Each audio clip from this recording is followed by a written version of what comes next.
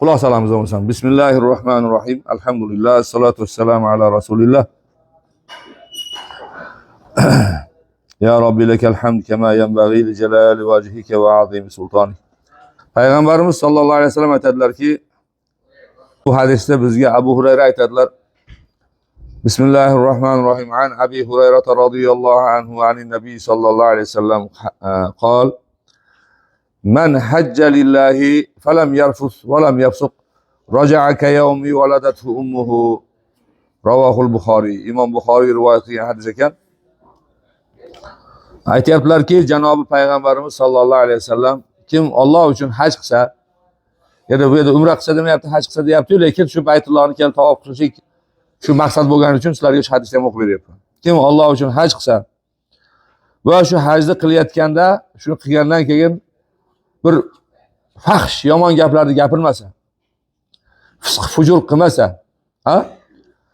shunaqa ishlar qilmasa, uyiga qaytayotganda xuddi enasidan yangi tug'ilgan bola qanaqa begunoh bo'lsa, shunaqa bo'lib qaytadi dedilar.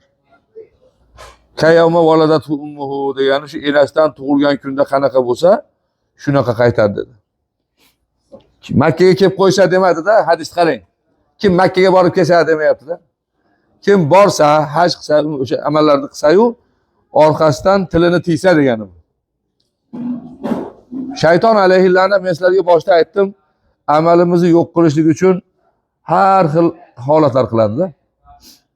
Niyatimizni buzib ko'radi, amalimizni buzishga harakat qilib ko'radi. Bir-birimizni ko'zimizga xunuk ko'rsatib urishtirgisi keladi, urishtiradi. Hali yoningizda yotgan xoningizdagi erkaklar bo'lsa erkak kishi, xotinlar bo'lsa xotin kishi yonida sherigini bir qilayotgan ishi yoki narsasi yoqmaydi, bir narsalar deb aytib olgisi kelib ketadi. Posatib bir posat gapni gapirib qo'yadi, bir nima deydi haligi ko'nglini ortadigan bir narsani aytib qo'yadi. Eng rasvo ish mana shu. Yoningizda birga kelgan boshqa hojini ko'nglini ortishdan o'tgan rasvolik yo'q. Chunki Hazrat Rumiy aytadi, bilib qo'yinglar. Tavofi Baytul Halil kori oson emas deydi. Va alaykum assalom. Tavofi Baytul Jalil kori mardon emas deydi. Ya'ni Ibrohim qurgan, Ibrohim payg'ambar Halilulloh qurgan Ka'bani tavof qilish osonlar. Shunday pul hashlab kelib bir aylanib ketsangiz tavofda. Lekin Alloh taolo qurgan Ka'bani tavof qilishlik juda qiyin narsa deydi. Mardning ishi deydi. Allohning qurgan Ka'basi qaysi desa, har bir musulmonning ko'ngli, qalbi Allohning Ka'basi bo'ladi. Chunki payg'ambar alayhisalom aytganlar, Alloh taoloning nazari sizlarning qalbingizda bo'ladi. Biz Ka'baga qarab turib namoz o'qiyapmizmi? Biz namoz o'qisak Ka'baga qarab o'qiyapmiz. Biz nima amal qilsak Ka'baga qarab qilyapmiz. Namozimizni, ibodatimizni Ka'baga qarab qilyapmiz keyinroq bular. Lekin Alloh taolo kimdir birov qarab, doim qarab turgan yeri Ka'ba bo'ladigan bo'lsa, Alloh taolo musulmonlarning ko'ngliga, qalbiga qarab turgan bo'lsa, musulmon odamning qalbi Allohning Ka'basi ekan. Endi Allohning Ka'basini vayron qilishlik, Allohning Ka'basini buzishlik bu juda ham katta gunohda. Aytadilarki, agar deydi gunohni kattasini qilgin kelsa deydi. Mayli deydi kalomullohni, ya'ni Qur'onni o'tga yo'q deydi. Katta gunoh qilgin kelsa deydi. Chunki Qur'onni qaytarib yozsa bo'ladi-da yana. Chunki yoddan bilgan qancha qorilar bor. Qog'ozga yozsa bo'ladi Qur'onni. Gunohni kattasini qilgin kelsa deydi, mayli borib Baytullohni, Ka'batullohni buzib vayron qilib deydi. Chunki u g'ishdan bo'lgan, uni g'ishdan yana tikalab qo'ysa bo'ladigan narsa.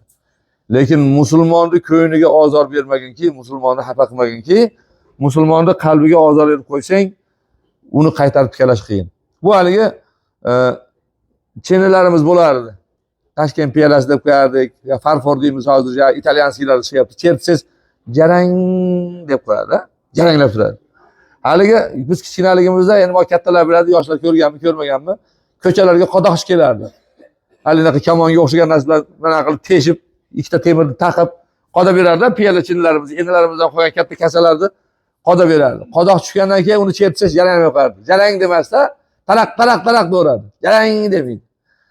Shu musulmonning ko'ngliga ozor berib qo'yganingizdan keyin uni 1000 marta uzr so'raysizmi? 1000 marta yaxshi gapirasizmi? 100 ming marta yaxshilik qilasizmi? Shu birinchi berib qo'ygan ozor istiroratni taraqlab. Shuning uchun yoningizda yotgan sheriklaringizga, opalar, akalar, iltimos, nihoyatda xushmuomala bo'linglar. O'sha siz hashlagan pulni u ham hashladi, u hashlagan pulni siz ham hashladingiz. Siz bergan pulni u ham berdi. Siz qilayotgan mashaqqatni u ham chekyapti. Siz tutgan ro'zani u ham tutyapti. O'zicha ro'zadorlik qilib, ichingizni noziylik qilib, hali injiqlik qilib, bir narsalarni haligi deb olib, aytib olib, ayniqsa opalarimdan iltimos. Tilinglar zahar qilmanglar, jon opalar. Shoningizlar, sheriklarni ehtiyot qilinglar. Haligi qizlarda bir odat bor-da. O'zi o'yadi, o'shda ham, ba'zi emas. O'shda ham bir odat bor ayollarda. Shu qiz bola qaynasinikida qiynalib kelsa, albatta buni ham uyda qiynalish kerak-da. O'sha bizni uyimizda qaynamiz mana qiladi deb, shu uyda qaynasining gapini ayta oladi kelib enasiga. Bizni qaynamiz mana, sen qiylanayotgan bo'lsang, uyingda kelin ham qiylanish kerakmi? Endi seni uyingdagi xonangda mashaqqat bo'lsa, qo'shni xonada ham bo'lish kerakmi? Bu yerda ham shu ahvolda. Sizni oshqozoningizni olayotgan bo'lsa, qo'shningiz ham oshqozonni olish kerakmi endi? Sizni g'ashingiz kelayotgan bo'lsa, u ham hapa bo'lish kerakmi sizdan billah endi? Bu yerga nimaga keldik? Ka'bani aylanib qo'ygani kelmadik bu yerga. Biz nafsimizni tarbiya qilgani keldik. Opalar, akalar, o'tgan kuningga qaragin ko'yding yani deng. Agar mana bo'yicha qaytib ketadigan bo'lsak, Xudoning oldiga borsak, rasvo bizdan o'tgan sharmanda yo'q. Agar qiyomat kunida ishlarimiz ochilib ketsa bormi? O'zimizcha erkaklar do'ppirki, xotinlar ro'mol o'rab, supnoma bo'lib yuribmiz-ku. Agar erimiz bilib qolsa, shartaloq qiladigan, xotinimiz bilib qolsa, ko'zimizga qaramay teskari ketadigan ishlarimiz bor. Yolg'onmi yo meni gap? Yolg'onmi yo meni gapim? O'shalarni yuvgani keldik o'zi aslida. O'sha o'tgan kunimizda chaysalarni yo'qotgani keldik o'zi aslida. Echkini dumi doim ko'tarilib turadi-da. Echkini dumi ko'tarilib turadi. Qo'yni dumbasi pastdan yo'lab turadi. Shu odamlar aytib bergan bir misolda aytib berdi. Bir kuni oldida ketayotgan ekan qo'y, orqada echki ketayotgan ekan. Qo'y bir oxla aridan o'tsa, hali irg'iganda dumbasi bir ko'tarilib tushsa, ha echki kulamish, ha ko't ko'rinib qoladi, ko't ko'rinib. O'ziniki doim ochiq. Dumi tikka turadi, ko't ko'rinib turadi. Ashunaqa bo'lmanglar. Darrov o'zingizlarda o'ylanglar, men qanaqayman? Men qanaqa edim? Bu bitta hamtasi bir ayb qilib qo'yayotgan bo'lsa, bilmagandan qilgandir, u bilmas o'shini.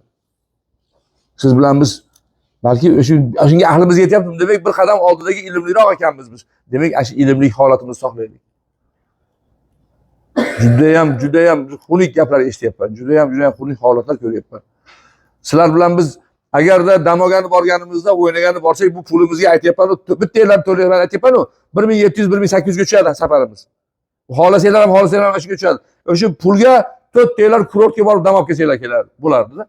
O'rna Sochiga borib, yo bo'lmasam Turkiyani hali yalang'och yuradigan kurortlarga borib, maza qilib o'ynab kelsanglar bo'lardi. Nimaga mana qaynayotgan tosh tanladinglar?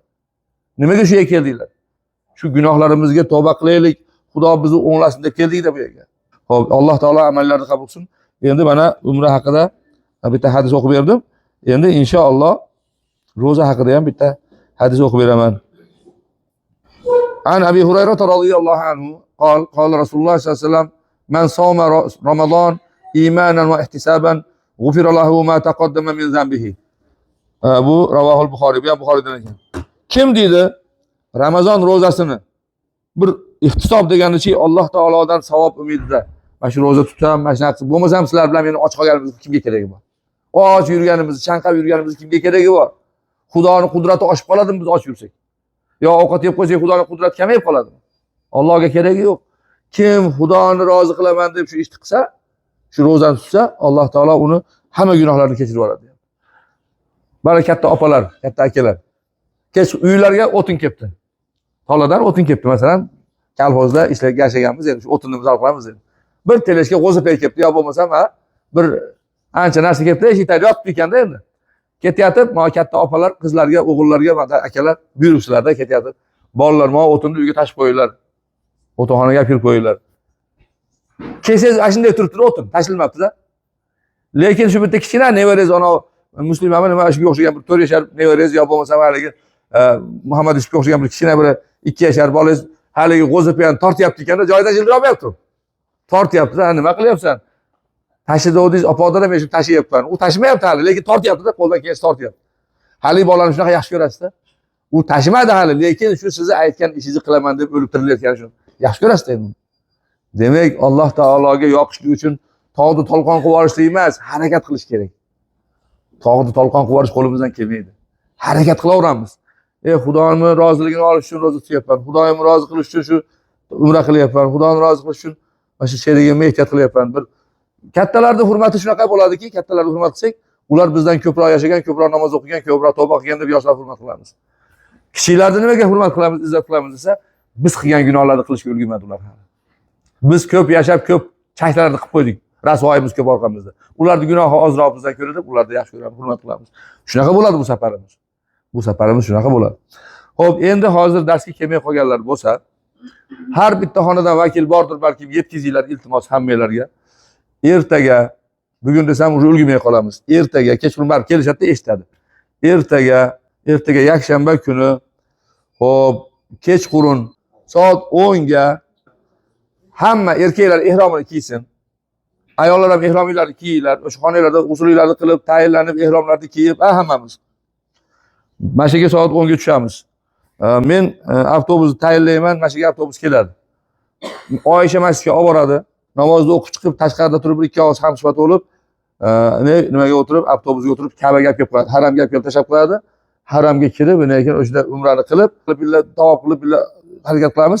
Endi yo'lni bilib oldinglar, qo'rqsan gruppadan adashib qolsanglar ham bo'ldi, adashib deb kelavermasdan tugatib oxirigacha 7 marta aylanib, Safo Marvani o'sha 7 ta qilib chiqib, unga gashnisiga haligi podval soat taydan tushib kelib, sariq avtobusga o'tirib kelaveramiz uyga. Tushunarli bo'ldimi? Bugungi darsdan savollarimiz bormi? Xo'p, bir-birimizni xafa qilmaydigan jon akalar, opalar. Biz bu yerga taqdirga rozi bo'lishni o'rgangan. Alloh taoloning bergan kunlarga sabr qilishni o'rgangan keldik. Sizlar bilan bizni holatimiz kimgadir havas. Kimgadir havas bizni holatimiz. Hozir biz Makka da yuribmiz-da. Allohning uyida yuribmiz-da hozir. Bu havas. Nihoyatda hushyor bo'linglar, nihoyatda ehtiyot bo'linglar. Niyatinglardan ehtiyot bo'linglar, tilinglardan ehtiyot bo'linglar. Shu hamxona yoninglarda, sheriklarida xafa qo'yishdan ehtiyot bo'linglar, jon akalar, opalar. Tushunarlimi? Alloh taolo amalinglarni qabul qilsin. Alloh taolo o'sha payg'ambarimiz bilan yetalashib haj qilganlarni qatorida qilgan bo'lsin. Rahmat, xush kelibsiz.